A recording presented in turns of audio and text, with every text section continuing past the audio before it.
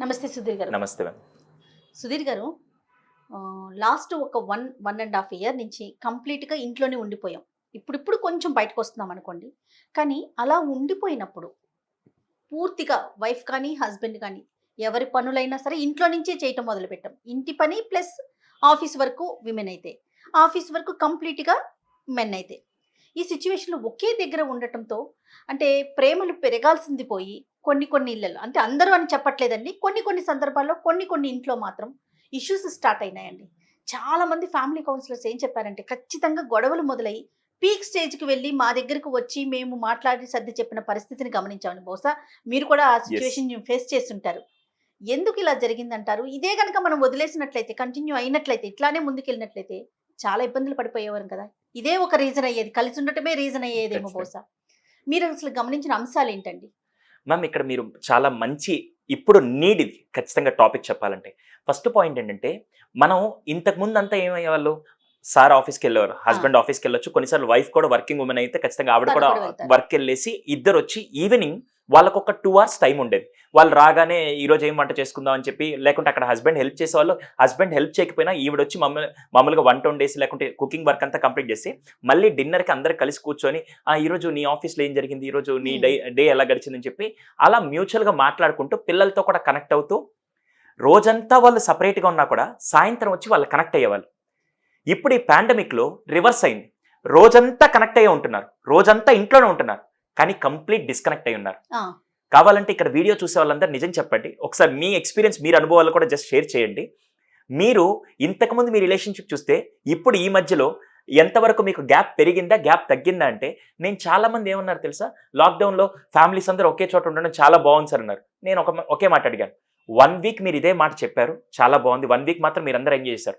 తర్వాత అందరూ ఇంట్లో ఉండే అందరూ డిస్కనెక్ట్ అయ్యారు. ఎవరికి వాళ్ళు ఫోన్ అవ్వచ్చు, వర్క్ అవ్వచ్చు, ఈ బిజీ, ఆ బిజీ అని చెప్పి ఒకరితో ఒకరు కమ్యూనికేట్ చేసుకోకుండా డిస్కనెక్ట్ అవ్వటానికి రీజన్స్ అంటే ఏంటంటారు? చాలా అవేనా? ఉన్నాయి మేడం. హ్మ్. డిస్కనెక్ట్ అవ్వడానికి ఫస్ట్ రీజన్ ఏంటంటే టైం ఇచ్చుకోకపోవడం.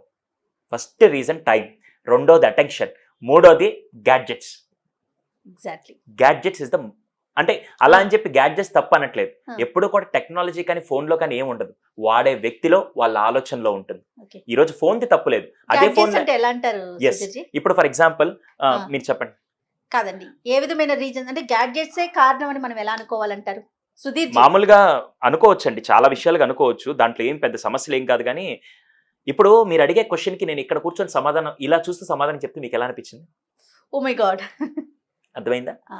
మీరు నన్ను ప్రశ్న అడుగుతున్నారు. నేనిప్పుడు మీతో మాట్లాడుతున్నప్పుడు మీకేమి సంబంధం లేకుండా, జయ గారు ఇంకేంటి సంగతులు? అంతా బాగున్నారా? మీ ఇంట్లో మీ పాప ఏం చేస్తుంది? సార్ ఆఫీస్‌కెళ్తున్నారా? అని చెప్పి నేను ఇక్కడ చూసుకుంటూ మీతో మాట్లాడుతుంటే, ఇక్కడ బాండింగ్ పెరుగుతుందా? తగ్గిపోతుందా? 100% తగ్గిపోతుంది. మళ్ళీ మీకెలా నెక్స్ట్ ఉంది? క్వెషన్ రైజ్ కాదు నాకు.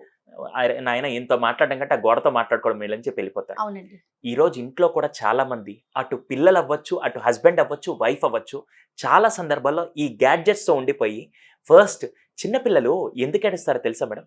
పిల్లలు అటెన్షన్ కోసం ఏడుస్తూ ఉంటారు. అవును. వాళ్ళకి ఎప్పుడైతే అటెన్షన్ ఇచ్చామో అమ్మొచ్చేసింది. ఓకే. ఓకే. అమ్మ నాకు దగ్గరికొచ్చేసిందని చెప్పి మనం హ్యూమన్ బీయింగ్స్ అందరం కూడా అటెన్షన్ సీకర్స్.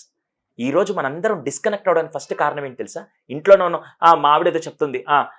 ఏంటి నీ ప్రాబ్లమ్ ఏంటి అని చెప్పేసి ఆవిడతో మాట్లాడుతూ ఇక్కడ ఇలా ఉంటే మీ ఇద్దరికి బాండింగ్ పెరగట్లేదు. డిస్కనెక్ట్ పెరుగుతుంది. బికాస్ ఆఫ్ గ్యాడ్జెట్ అని చెప్పను. కానీ ఆ గ్యాడ్జెట్ యూజ్ చేసి మన ఆలోచనతో మనం డిస్కనెక్ట్ అవుతున్నాం. 100% అండి. ఎందుకంటే వైఫ్ కావచ్చు, హస్బెండ్ కావచ్చు, పిల్లలు కావచ్చు. మనం మాట్లాడేటప్పుడు అటెన్షన్ గనక పే చేయకపోతే మళ్ళీ మాట్లాడాలనిపించదు వారితో. ఫస్ట్ కావాల్సింది రిలేషన్‌షిప్ స్ట్రాంగ్ చేసుకునే దానికి ఈ పాండమిక్‌లో మీరు చేయాల్సింది ఫస్ట్ కమ్యూనికేషన్ బిల్డ్ చేయండి. ఇక్కడ కమ్యూనికేషన్ అంటే నేను ఆవిడ చెప్పేది విన్నాను అని కాదు. విని అవతల వాళ్ళు చెప్పేదాన్ని పూర్తిగా అర్థం చేసుకొని ఎందుకు ఈరోజు జయ గారు ఇలా చెప్తున్నారు? ఎందుకు ఆ పర్సన్ ఇలా చెప్తున్నారు? ఎందుకు మా హస్బెండ్ ఇలా చెప్తున్నారు? అని ఎప్పుడైతే మీరు పూర్తిగా దాన్ని అర్థం చేసుకునే స్థాయికి మీరు ఎదిగారనుకోండి. అప్పుడు చెప్తున్నప్పుడు కూడా ఫస్ట్ వినండి. ఆ! మనం ఏం చేస్తామంటే ఆవిడ నువ్వు ఎప్పుడు ఇదే చెప్తుంటావా? ఎన్ని సార్లు చెప్పాలి? ఇవన్నీ తీసుకొనొచ్చి నా ముందు పెట్టమాకే. ఎందుకు ఎప్పుడు ఇదే పాయింట్‌ని పట్టుకొని తిప్పి మాట్లాడతావు అని చెప్పి, వాళ్ళ ఆవిడ కానీ, వాళ్ళ హస్బెండ్ చెప్పేటప్పుడు ఫస్ట్ మనం బ్రేక్ చేస్తాం. అది హ్యూమన్ నైజం అయిపోయింది. ఈ లాక్‌డౌన్‌లో నేను చాలా బాగా మా దగ్గరికొచ్చిన అవునండి. కౌన్సెలింగ్‌కొచ్చిన కేసెస్‌లో కూడా అబ్జర్వ్ చేసింది. మా ఆయన అసలు వినడండి ఎన్ని చెప్పినా అర్థం కాదు. అలా అయితే ఎలాగా? ఫస్టు ఇక్కడ మన బాధలు ఫస్ట్ చెప్పుకోగలిగింది ఎవరంటే చిన్నప్పుడు మన అమ్మతో చెప్పుకునేవాళ్ళం. దాని తర్వాత కొంత ఏజ్ తర్వాత నాన్నతో దాంతో చెప్పుకునేవాళ్ళం, ఫ్రెండ్స్‌తో చెప్పుకునేవాళ్ళం. ఇప్పుడు మన లైఫ్‌లో ఉండేది మన పార్ట్నర్ అండి. ఇద్దరు పార్ట్నర్స్ ఎప్పుడు స్ట్రాంగ్ అవుతారు తెలుసా? మీరు ₹1,00,000 కొనిచ్చి ఆమెకి నగలు కొనిచ్చినప్పుడో, లేకుంటే ₹1,00,000 మీ ఆవిడ బైక్ కొనిచ్చినప్పుడో కాదండి. ఇద్దరు మ్యూచువల్‌గా కమ్యూనికేట్ చేసుకున్నప్పుడు ఫస్ట్ రిలేషన్ స్ట్రాంగ్ అవుతుంది.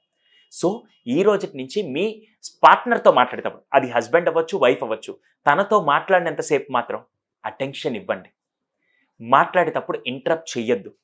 ఎప్పుడైనా సరే ఒక వైఫ్ వచ్చి, "ఏమండి పిల్లలతో నేను అసలు భరించలేకపోతున్నాను. ఆ వంటింట్లో ఈ ప్రాబ్లమ్ ఎక్కువ అవుతున్నప్పుడు."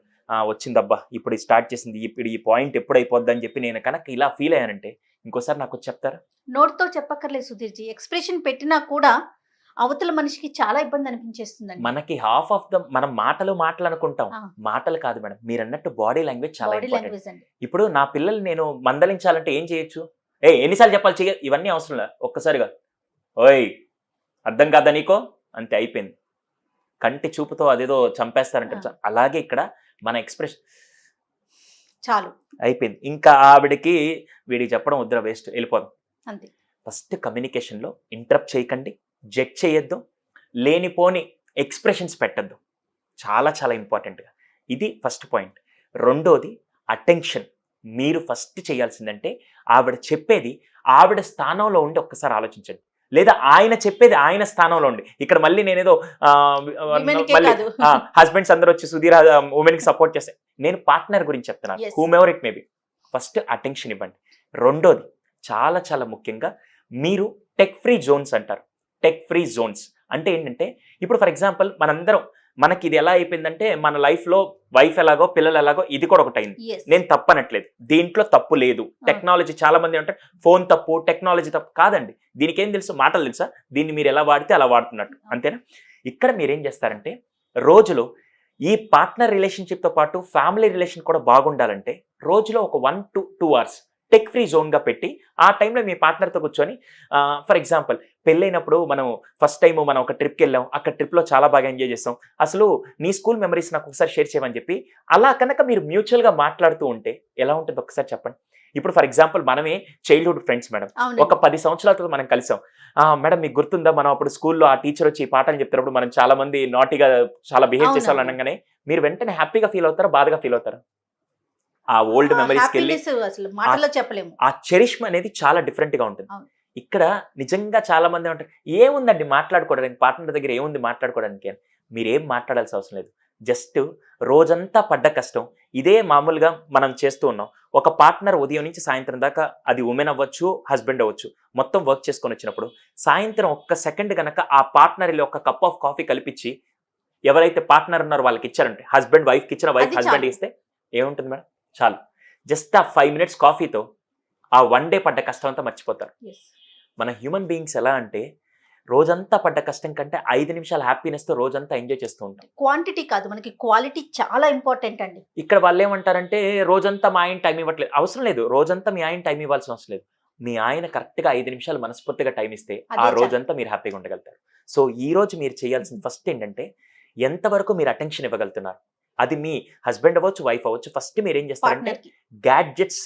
గ్యాడ్జెట్స్ లేకుండా ఫస్ట్ కమ్యూనికేషన్ పెంచుకోండి. హ్మ్. దాని తర్వాత అటెన్షన్. దాని తర్వాత వెరీ గుడ్ లిజనర్. ఎంత బాగా వింటే చిన్నప్పుడు మనం చెప్పేదంతా అమ్మ బాగా వింటుంది కాబట్టి మనం బాగా ఉండేవాళ్ళం. హ్యాపీగా ఉన్నాం. ఫ్రెండ్స్ మనం చెప్పేదంతా చాలా మంది ఉంటారు. అలాంటి ఫ్రెండ్స్ కావాలంటే ఎవరైతే వాగుడుకాయలు అంటారు చూసారా? అవునండి. అవునా? వాళ్ళకి ఎక్కువ లిజనర్ ఫ్రెండ్స్ ఉంటారు. ఆవిడ ఎవరితో ఎక్కువ కనెక్ట్ అవుతారు? ఆవిడ కానీ, ఆయన కానీ ఎవరితో ఎక్కువ కనెక్ట్ అవుతారంటే వాళ్ళ ఫ్రెండ్స్‌లో చూసుకుంటే ఎక్కువ వినే వాళ్ళతో కనెక్ట్ ఎందుకంటే నేను ఎక్కువ మాట్లాడతాను కాబట్టి వినే వాళ్ళతో ఎక్కువ కనెక్ట్ అవుతాను నేను. అలా పార్ట్నర్ రిలేషన్‌షిప్‌లో కూడా ఎక్కువ వినడం నేర్చుకోండి. ఎప్పుడూ జడ్జ్ చేయొద్దు. మన వాళ్ళు ఏం చేస్తారంటే జడ్జ్ చేసి అక్కడికి ఇంకోసారి వద్దులే ఈయనకి చెప్పడం వేస్ట్ అని చెప్పి అలా కూడా రిలేషన్‌షిప్ చాలా బ్రేక్ అయిపోతుంది. మోస్ట్ ఇంపార్టెంట్ పాయింట్ ఏంటంటే ఎక్నాలెడ్జ్‌మెంట్. మేడం ఇప్పుడు మీరు ఇంత కష్టపడి చేస్తున్నారు show. Suman TV main director sir ఎవరైతే ఉన్నారో జయ గారు చాలా బాగా వర్క్ చేస్తున్నారండి. థాంక్ యూ అని చెప్పంటే మీకెలా ఉంటుంది? ఆనందం ఇంకా రెట్టింపు అయిపోతుందండి. ఉత్సాహం ఇంకా బాగా పెరుగుతుంది వెరీ ఎవరికైనా. Good madam. ఇప్పుడు ఈ కెమెరామెన్ గారు ఉన్నారు. హ్మ్. షో అంతా అయిపోయిన తర్వాత థాంక్ యూ అని చెప్పి అన్నారనుకోండి. ఆయన ఎంత బాగుంటారు? యెస్. ఇలాగే మన ఇంట్లో ఒక వ్యక్తి కూడా జీతం తీసుకోకుండా పనిచేసే వ్యక్తి ఉన్నారు. జీతం తీసుకొని పనిచేసే వ్యక్తులున్నారు. మనం చేయాల్సింది ఆఫీస్‌లో మన పైనుండే బాస్ మనల్ని మెచ్చుకుంటే మనకెంత ఆనందం వస్తుందో, చిన్న పిల్లల్ని నువ్వు చేసావు గుడ్ వర్క్ అంటే చిన్న పిల్లలు ఎంత అద్భుతంగా వర్క్ చేస్తారు. పార్ట్నర్ రిలేషన్‌షిప్‌లో కూడా ఎక్నాలెడ్జింగ్, అప్రిషియేటింగ్, కాంప్లిమెంట్స్ చాలా చాలా ఇంపార్టెంట్. ఎంతమంది ఇస్తున్నారు కాంప్లిమెంట్స్? బాగా నచ్చిన ఫుడ్ వండినప్పుడు మాత్రం అది బాగుంటే గిన్నెలు గిన్నెలు తినేసే మనం అదే పార్ట్నర్కి ఈరోజు వంట చాలా బాగుంది, నిజంగా చాలా బాగుండని ఒక్క మాట చెప్పండి, 2 గంటల పాటు కిచెన్లో పడ్డ కష్టం అంతా ఆవిడ మర్చిపోతారు. 100% అది హస్బెండ్ అండ్ వైఫ్ అని ఎవరైనా చెప్తున్నారు, పార్ట్నర్ గురించి చెప్తున్నారు. Hmm. అదే బాగలేనప్పుడు ఏం చేస్తాం మనం? ఈరోజు ఏంటి ఉప్పు ఎక్కువ వేసి, ఇన్ని రోజులు వండుతున్నావు నీకు మాత్రం తెలీదా అని చెప్పి బాగలేనప్పుడు చెప్పే మీకు హక్కు ఉందని మీరు అనుకుంటే, బాగున్నప్పుడు కాంప్లిమెంట్స్తో రిలేషన్షిప్ స్ట్రాంగ్ అవుతుంది. ఈరోజు పెళ్లికి ముందు బాయ్ ఫ్రెండ్ గర్ల్ ఫ్రెండ్ అని మాట్లాడుకుంటుంటాం. వాళ్ళు ఏం చేస్తారు 24 గంటలు, ఈరోజు డ్రెస్ బాగుంది, ఈరోజు నీ మేకప్ బాగుంది, ఈరోజు నువ్వు బాగా రెడీ అయ్యొచ్చు, ఈరోజు నీ ఇన్షర్ట్ బాగుంది అని చెప్పి ఇద్దరు కాంప్లిమెంట్స్ ఇచ్చుకుంటూ ఉంటారు. అందుకే ఆ రిలేషన్షిప్ చాలా బ్యూటిఫుల్గా ఉంటుంది. అదే ఇక్కడ సో దయచేసి కాంప్లిమెంట్స్ ఇవ్వండి. అలా అని చెప్పి ఏం చేసినా నువ్వు అద్భుతం, నువ్వు వండర్స్, దాంట్లో నటన అని అర్థమైపోతుంది, అక్కడ చేయకండి. సో మీరు దయచేసి మీ పార్ట్నర్ ఎవరైనా సరే, అది హస్బెండ్ అయినా సరే, ఏమండి ఈరోజు మీరు 5 నిమిషాలు మాట్లాడి నాకు చాలా బాగా అనిపించిందండి, థ్యాంక్ యూ అండి, చాలు.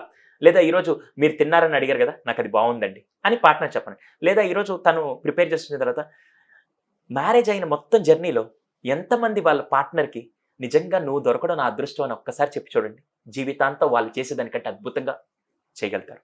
సో కాంప్లిమెంట్స్ అనేది కూడా ఈ టైంలో లాక్డౌన్లో చాలా ఇంపార్టెంట్. ఎందుకంటే పార్ట్నర్ చాలా అద్భుతంగా పనిచేస్తూ ఫ్యామిలీ మొత్తం కోసం పనిచేస్తారు. అవునండి. అది హస్బెండ్ అవ్వచ్చు, హస్బెండ్ ఆఫీస్ వరకు కష్టమే, వర్కింగ్ ఉమెన్ కానీ లేకుంటే హోమ్ మేకర్ కానీ వాళ్ళ వరకు కష్టమే. ఇద్దరు మ్యూచువల్ కాంప్లిమెంట్స్ ఇచ్చుకుంటే మాత్రం దే ఎంజాయ్ దేర్ రిలేషన్షిప్.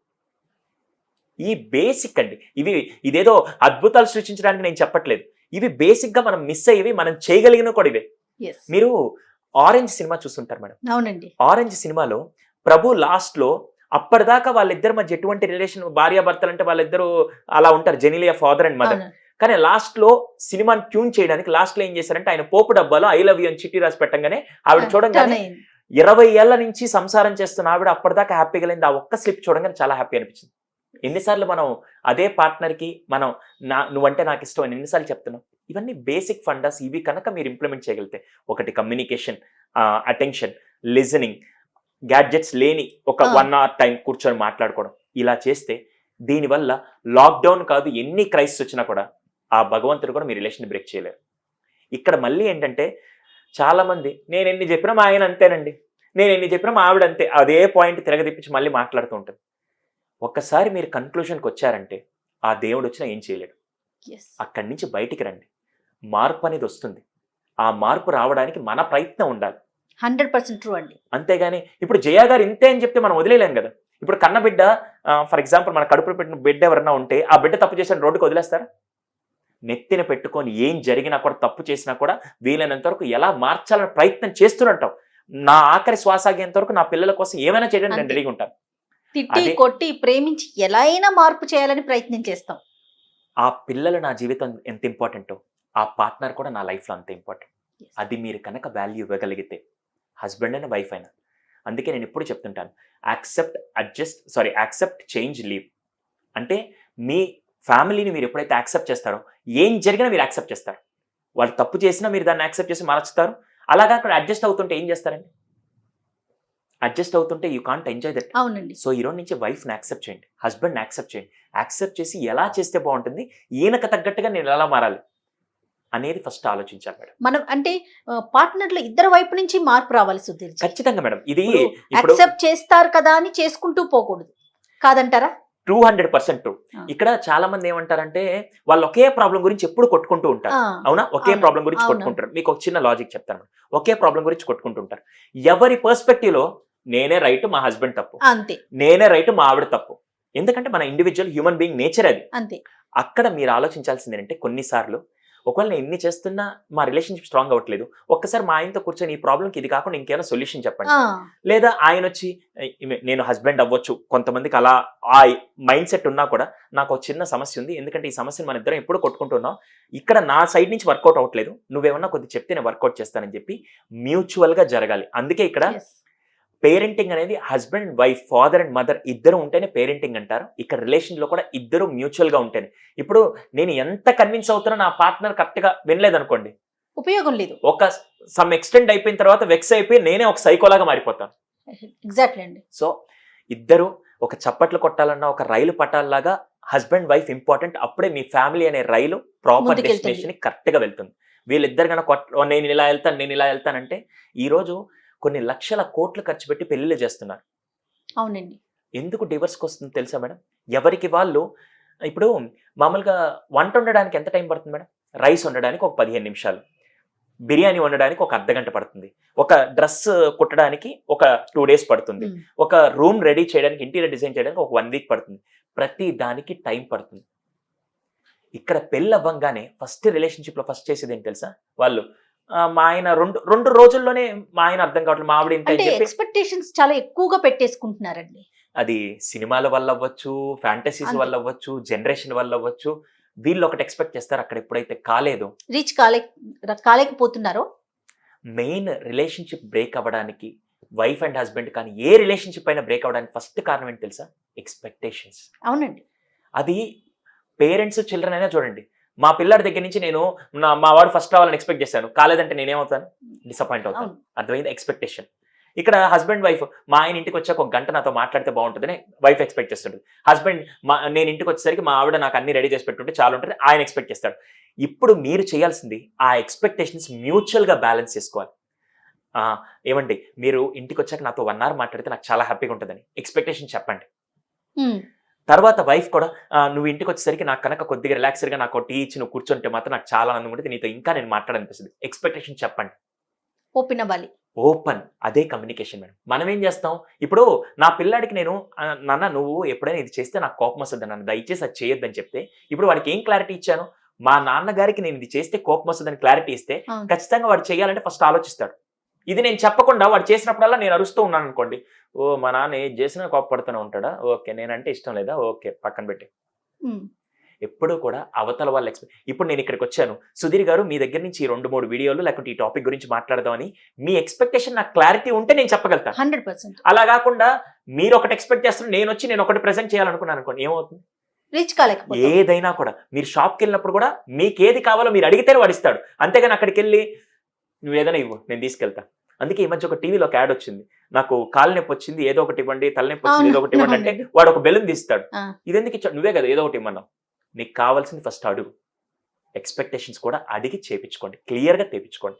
అప్పుడే ఆ రిలేషన్షిప్ ఏదైనా సరే స్ట్రాంగ్ ఉంటుంది. ఇక్కడ హస్బెండ్ వైఫ్ అనేది ఎందుకు ఆ రిలేషన్షిప్ మేజర్గా మనం నిలబెట్టుకోవాల్సింది ఎందుకంటే పిల్లలు రక్త సంబంధం, అమ్మా నాన్న రక్త సంబంధం, ఫ్రెండ్స్ ఒక బాగుంటే ఉంచుకుంటాం, లేకుంటే వాళ్ళని ఫ్రెండ్షిప్ దూరమైనా చేసుకోవచ్చు.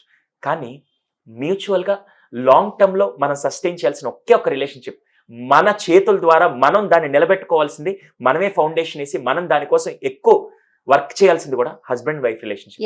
రక్త సంబంధం లేదు ఇక్కడ, అయినా కూడా మనం లాంగ్ రన్ లో ఉండాలి అంటే మీరు అన్నట్లుగా ఖచ్చితంగా. అందుకోసం మనం ఎన్ని ప్రయత్నాలని చేయండి, అల్టిమేట్ గా మనం ఇద్దరం హ్యాపీగా ఉండాలి. ఆ రిలేషన్షిప్ లో పార్ట్నర్ హ్యాపీగా ఉండాలి, నేను హ్యాపీగా ఉండాలి. కొన్నిసార్లు ఇక్కడ గెలవడం అంటే అదేదో పవన్ కళ్యాణ్ గారి డైలాగ్ ఉంటుంది, ఎక్కడ తగ్గాలో కాదు ఎక్కడ పెరగాలో అవన్నీ డైలాగ్. అలాగే కొన్నిసార్లు హస్బెండ్ తగ్గినా కొన్నిసార్లు వైఫ్ తగ్గినా కూడా ఫస్ట్ ఒకరు తగ్గుతున్నారంటే ఓడిపోతున్నట్టు కాదు, ఆ రిలేషన్ కి వాల్యూ ఇస్తున్నట్టు. ఈ రోజు ఇంతకు ముందు మీకు గుర్తుందో లేదు, ఓల్డెన్ డేస్ లో చాలా మంది భార్యలు అంటే ఒద్దిగ్గా అంటే చాలా అలా ఉంటున్నారంటే వాళ్ళు ఆ బంధానికి ఎక్కువ విలువిస్తున్నట్టు. అంటే మీకు భయపడి కాదండి, బంధానికి ఎక్కువ విలువిస్తున్నట్టు. ఈ రోజు హస్బెండ్ వైఫ్ లో కూడా ఫస్ట్ మీరు చూడాల్సింది, ఓకే తను ఒక నిమిషం ఆగినా నేను ఒక నిమిషం తగ్గినా కూడా అక్కడ వాల్యూ ఇచ్చుకునేది రిలేషన్షిప్ కి. దాన్ని పార్ట్నర్ కూడా గుర్తించాలండి.